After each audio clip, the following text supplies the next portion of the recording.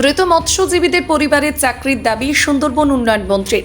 কাকদ্বীপে মৃত মৎস্যজীবীর পরিবারের এককালীন টাকা না দিয়ে পরিবার পিছু একটি করে চাকরি দেওয়া উচিত। কেন্দ্র রাজ্যকে ভাবা উচিত। বুধবার দিন মৃত মৎস্যজীবী পরিবারদের আর্থিক সহায়তা করতে গিয়ে এমনটাই বললেন সংবাদ মাধ্যমের সামনে সিপিএম নেতা কান্তি গাঙ্গুলি। পশ্চিমবঙ্গ রাজ্য প্রতিবন্ধী সংগঠনের পক্ষ থেকে কাকদ্বীপ নামখানা সংগঠনের উদ্যোগে কাকদ্বীপ এলাকার যে 8 জন মৎস্যজীবী গভীর সমুদ্রে ট্রলার ডুবিতে মৃত্যু হয়, সেই মৃত মৎস্যজীবীদের পরিবারের হাতে প্রতিবন্ধী সংগঠনের পক্ষ থেকে এককালীন 10,000 টাকা চেক ও 1 মাসের খাদ্য সামগ্রী তুলে দিলেন কান্তি গাঙ্গুলি। প্রতিটি বাড়িতে বাড়িতে গিয়ে বুধবার সন্ধ্যায় মৃত মৎস্যজীবী পরিবারদের হাতে সামগ্রিক তুলে দেন। এদিন কান্তি গাঙ্গুলি বলেন, গোটা দেশের 50 লক্ষ মৎস্যজীবী আছেন, পশ্চিমবঙ্গ, কেরালা, তামিলনাড়ু সহ। পশ্চিমবঙ্গ সরকার যদি কাকদ্বীপ মৎস্যজীবীদের যে ট্রলারগুলো চলে সেগুলো একটু ফাইবারের উন্নত মানের ট্রলার যদি করে, অনেকটাই দুর্ঘটনা কমবে।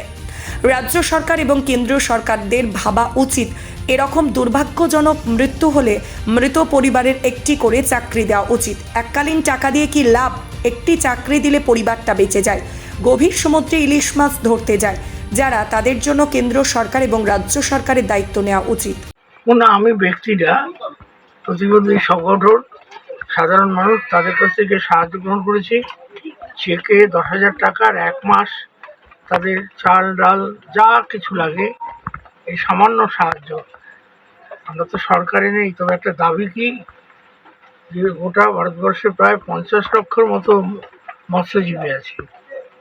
কেরালা, অন্ধ্র, তামিলনাড়ু, কর্ণাটক, অন্য সমস্ত রাজ্যে ট্রলার আছে, কিন্তু লোহা দিয়ে যে ট্রলারগুলো সেগুলো ডোবে না। কিন্তু দুর্ভাগ্য, আমাদের পশ্চিমবাংলার ট্রলার সমস্ত কাঠের, বেশিরভাগ এখন কিছু ফাইবার গ্লাসে রয়েছে। পশ্চিমবঙ্গ রাজ্য প্রতিবন্ধী সম্মেলনের পক্ষ থেকে কাকদ্বীপ জেলার কাকদ্বীপ নামখানা কমিটির পক্ষ থেকে আর রাজ্য স্তরে আমাদের যে সদস্যরা আছেন সবাই মিলিত হয়ে আজ মোট 9টি পরিবারকে হচ্ছে গিয়ে এখানে তাদেরকে সাহায্য করে দেওয়া হয়েছে।